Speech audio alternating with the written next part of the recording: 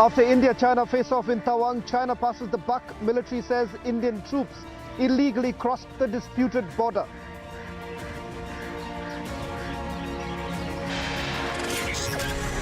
Republic is the only channel to report from the site of clashes. Biggest team of reporters on ground zero.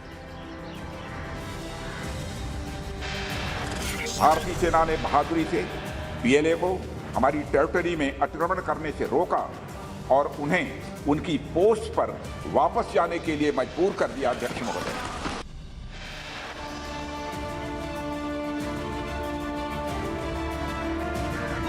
Defence Minister briefs the Parliament on Tawang, makes it clear, not an inch given, not a single casualty on Indian side.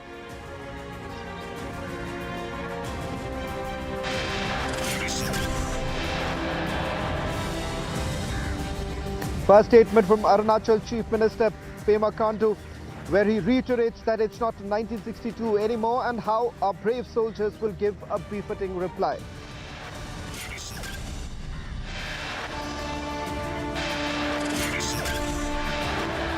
Forces fight on border, but Congress continues to question. Army claims major gaps in deployment.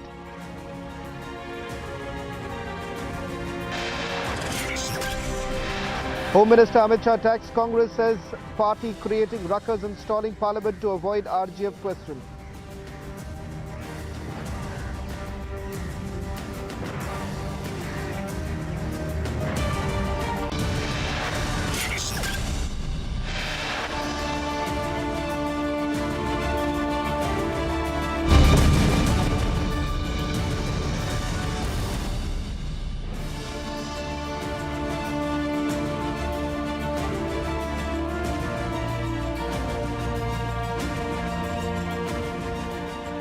Hello and welcome. You're watching a special broadcast of This Is Exclusive. Tonight, Republic Media Network with the biggest team will get you ground reports starting all the way from Tawang. Remember, Republic Media Network is the first network to have got the reporters on the ground, boots on the ground, getting you a first-hand sense of what's really happening on the Arunachal sector. Remember, the eastern sector seems to be lively in trouble given the fact that the Indian army has thwarted the Chinese plan.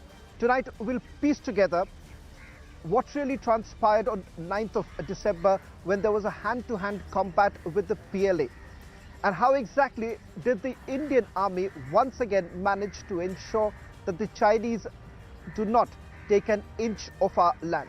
The question is, how exactly was the 17,000 feet peak protected by the Indian army? Remember, the aim was essentially to gain a strategic height which was completely thwarted by the Indian army. We've got the entire timeline to tell you how exactly was this being planned by the Chinese for over a period of time. In fact, there was a massive escalation from the Chinese side with drones being sent in, and also massive infrastructure built up that was also seen on the Chinese side. But yet again, the Chinese did try to provoke India. Not the first time. In the same very area, multiple attempts were made in the past. But this time, it seems that there was a larger design with over 300 PLA soldiers coming inside. And the fact of the matter is that this was a part of a routine patrolling. When guards were being changed, that's when the Chinese essentially wanted to make that transgression. But that was completely thwarted by the Indian army. In a short while from now, we'll be going across to our reporters across the area. One in Tawang. We also have our reporters in Tezpur and also in Guwahati. In a short while from now, we'll also be joined by my colleague Mridul, who's getting us a report from Leh. But let me get a quick word first from Anirudh, who's joining us from Tezpur. That's where the core is based. Anirudh, what is it that you're picking up right now in terms of the decisions that have been taken so far, the movements that have taken place? And the fact of the matter is that this has been a successful operation also for the Indian army.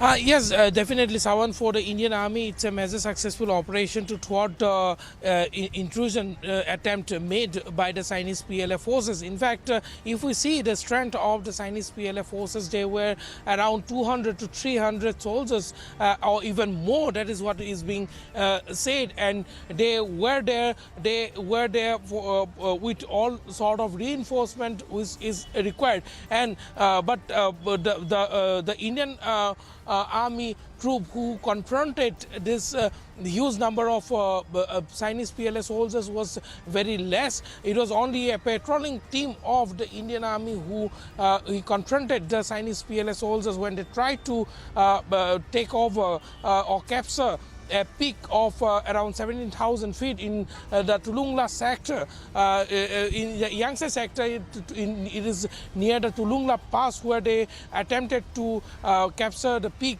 which is approximately 17,000 feet in height. And immediately reinforcement were also made from the Tulungla base. This is what our sources, both in the army as well as in the nearby villages of Sumigache, has confirmed. In fact, a villager who spoke to Republic TV exclusively in the morning has also said how they have gotten first-hand information, first-hand reports of the movement that has been taking place along the border on 9th and 10th of December subsequently, and how they got to know from various sources and also from people who were closely working on infrastructure build-up in the Tulungla base area, that many Chinese PLA soldiers were injured in the skirmish that has taken place in the Tulungla Pass area. Also, we are getting in information, Sawan, that there were also attempts being made by the Chinese PLA to violate the LSC, not only in the Tawang sector but also in the eastern Arunachal. But each and every attempt that was made by the Chinese PLA was thwarted by the Indian Army and the Air Force. Sawan. Well, in fact, thank you very much, Anirudh, for getting us this report from the 4 Corps in Tezpur. A close eye that we'll be keeping on. Let me also bring in my colleague Mridul, who's joining us from Leh. And why exactly is Leh so very important, given the fact that that was also another front that was opened by the Chinese? And it does appear that this is part of their design to keep the Indian army essentially engaged and try and provoke us from time to time. Mridul, आपसे ये जानना चाहेंगे कि किस तरह से army की preparedness को लेकर जो बात हो रही है, लेह के इलाके में प्रिपेयर्डनेस को लेकर आप क्या कह सकते हैं कि किस तरह से उस पूरे इलाके में, लेह लद्दाख के पूरे इलाके में किस तरह से आपने मूवमेंट्स देखी है कि कहीं ना कहीं इंडियन आर्मी लगातार ये कहती है कि वो पूरी तरह से तैनात है, और वो कह रहे कि ये पता था कि कहीं ना कहीं चाइनीज़ ये लगातार कोशिश करेंगे कई सारे ऐसे फ्रंट्स को खोलने के लिए? बिल्कुल श्रवण, मैं आज रिपब्लिक के दर्शकों को बताना चाहूँगा, जब से सुबह से रिपब्लिक भारत की टीम पहुँची है और रिपब्लिक टीवी नेटवर्क की टीम यहाँ पर पहुँची हुई है, सुबह से हमने देखा जब हम ऊपर चोटी की तरफ मूव करते हैं तो हमें आर्मी का कॉन्वॉय दिखता है, और 1-2 ट्रक नहीं, बड़ी संख्या में लॉजिस्टिक सप्लाई जो है उसे ऊपर पहुँचाया जा रहा था। और ऊपर अगर आप जाएंगे तो चांगला का इलाका आपने देखा है, रेजांगला का इलाका, किस तरह से चाइनीज ट्रूप्स वहाँ पर पहले भी भारत पर अटैक कर चुके हैं, लेकिन भारत ने उस समय भी मुंहतोड़ जवाब दिया था, और इस बार भी तैयारी पुख्ता है। शाम होते होते श्रवण, मैंने देखा कि कई सारे आर्मी के हेलीकॉप्टर हैं जो गश्त कर रहे थे, और ये दिन भर चलती रही है। उसके बाद ऊपर अगर आप जाकर देखेंगे, क्योंकि हम आखिरी चेक पॉइंट तक गए थे जो साउथ पुलू का इलाका है, उसके आगे जो चेक पॉइंट बना हुआ है हम वहां तक पहुंचे। वहां पर सिविलियंस तो नहीं है, लेकिन आर्मी के जवान तैनात हैं। और आप सोचिए कि चाइना की पहले से ही कोशिश रहती है, जैसा आपने अभी मेंशन किया अपनी बात में, कि चाइनीज आर्मी को ऐसा लगता है कि जब भारत में, क्योंकि टेम्परेचर बहुत ज़्यादा है, यहाँ पर माइनस में टेम्परेचर है, इस वक्त भी -9-10 के आसपास टेम्परेचर है, यहाँ पर इंडियन आर्मी को चुनौती का सामना करना पड़ता है। वहीं चाइनीज आर्मी के सामने आसानी होती है जिस जगह पर वो बैठे हुए हैं, लेकिन इंडियन आर्मी ने इस बार ये साबित कर दिया कि कोई भी जगह हो, या तवांग हो, गलवान हो, हमारी तैयारी पुख्ता है। हम जमीन पर भी उतने ही तैयार हैं, आसमान में भी हमारी तैयारी उतनी ही है, और सुबह से हमने ये देखा है। 2-3 गांव में भी श्रवण हमारी टीम पहुंची थी और हमने वहां पर देखा कि आमतौर पर सिविलियन इतनी बड़ी संख्या में नहीं आते क्योंकि बहुत दिक्कत होती है। टेम्परेचर एक बहुत बड़ी समस्या है, लेकिन उसके बावजूद आर्मी की तैयारी है। लॉजिस्टिक सप्लाई को ऊपर हाई जो ऑल्टीट्यूड का इलाका है वहां पर पहुंचाया जा रहा है ताकि कोई दिक्कत ना हो। और इससे यह समझा जा सकता है कि अगर तवांग में जैसा हुआ है, अगर यहां पर चाइनीज आर्मी इस तरह की कोशिश करती है तो उसे मुंह की खानी पड़ेगी। जैसा गलवान में हुआ है वो हमने देखा। और श्रवण, मैं जिम्मेदारी के साथ कहना चाहता हूं कि हमारी कल भी कोशिश रहेगी कि हम आगे की तरफ जाएं और वहां की सच्ची तस्वीर आप तक पहुंचाएं, दर्शकों तक पहुंचाएं। श्रवण। Thank you very much, Mridul, getting us that report from Leh. The psyops of the Chinese would essentially want you to believe that the Chinese PLA is on the front foot, and that is the reason why perhaps they've been able to make these kind of transgressions. But the fact of the matter is that this is far from the truth. You saw what really happened in Galwan, and thereafter the significant gain that was basically made by the Indian Army in Pangeng So. And now when you're talking about the Eastern Front, and also in a short while from now we'll also get you more details of what's really happening in the middle sector. But let me also bring in my colleague Abhishek, who's been tracking this very closely. Abhishek, you know, we've had a couple of hours to put together what we know so far as to what transpired on 9th of December. The psyops of Chinese, which would essentially start working in a short while from now, would try to essentially make it look like that they had the first move. But it appears to be far from the truth.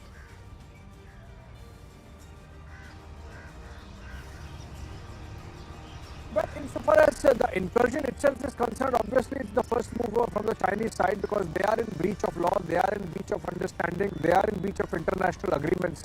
Remember, Shawan, just about 10 days back when India and the United States were carrying out those joint military exercises in Oli in Himachal Pradesh, we had the Chinese pontificating that India should.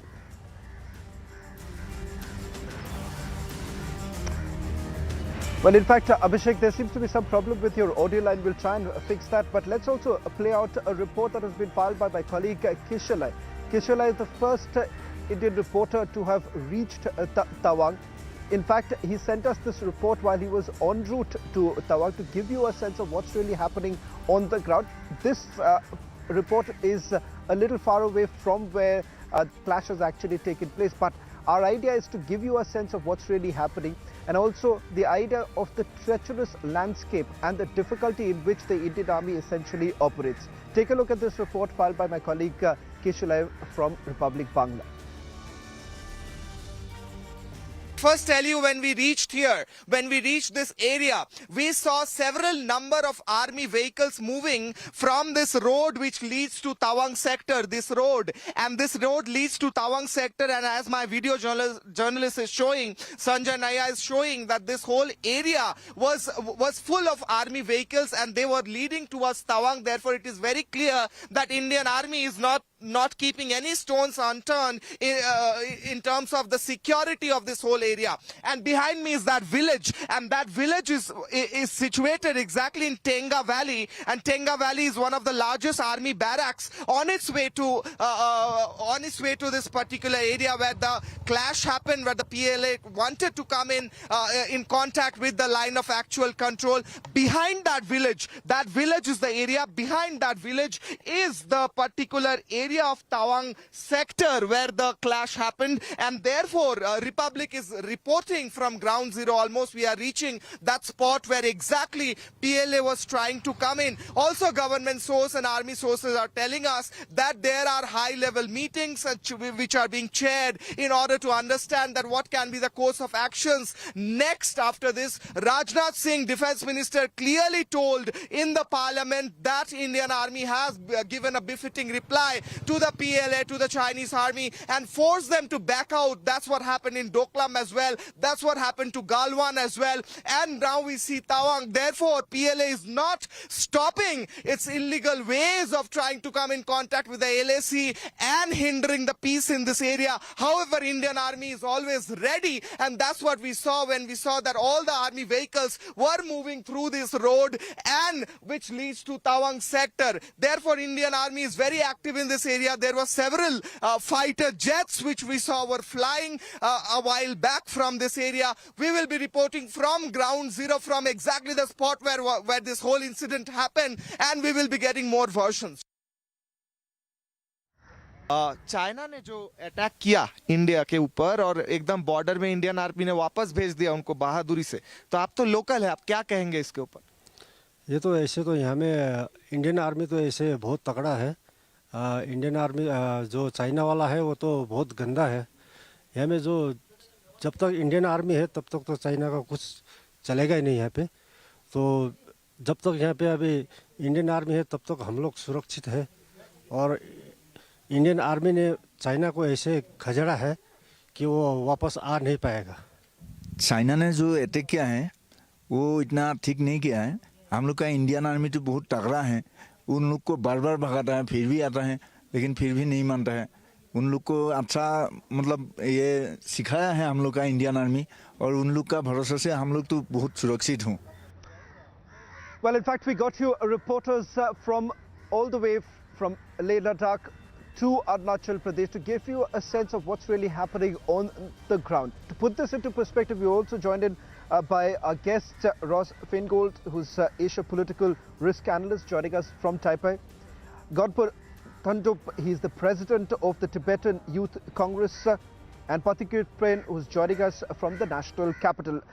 Ross Feingold, if I can take this question with you, as far as the Chinese action is concerned, it does appear that multiple fronts are being opened by them. We've seen what has happened in the case of Taiwan, and now once again here on the line of actual control. Do you think this misadventure of the Chinese is only to try and distract then the local population from the issues that are plaguing the country?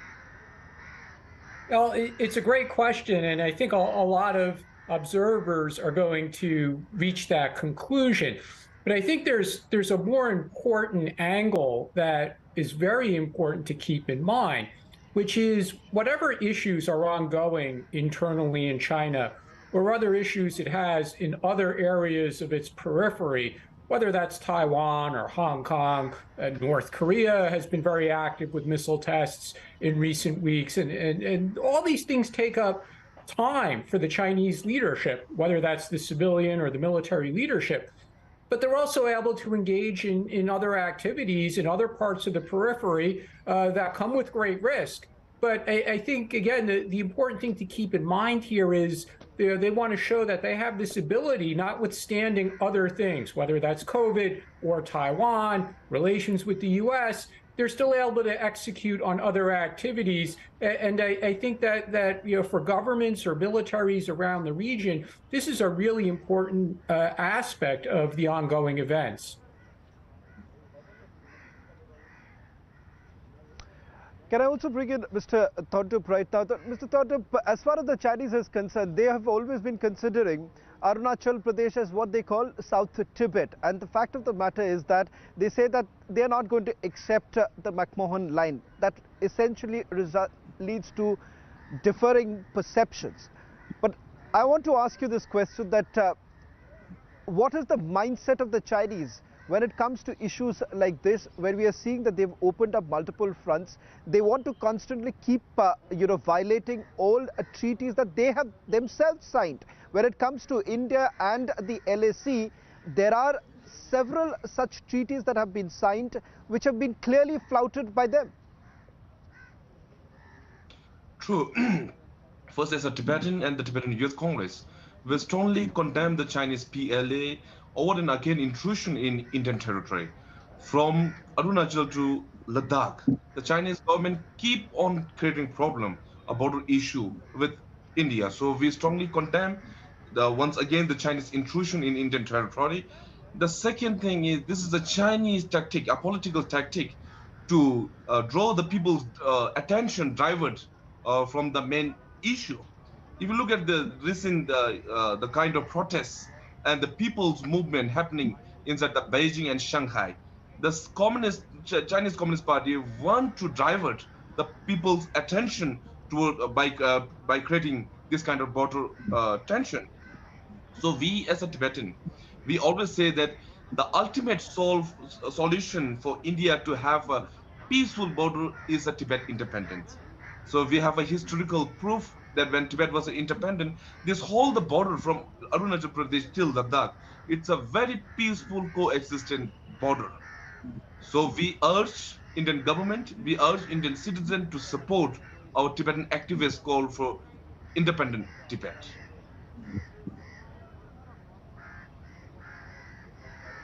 Well, there are several issues that perhaps the global community also needs to address, particularly if I can come to you. If you remember when Nancy Pelosi was visiting Taipei, and the kind of threats that were actually issued by the Chinese, almost to the, bordering to the lines that they're going to even bomb the airplane that she's using if at all she lands in Taipei. Tonight, many would say in hindsight, it appears to be those empty threats, and the Chinese have been operating in this manner for a very, very long time. As far as Galwan is concerned,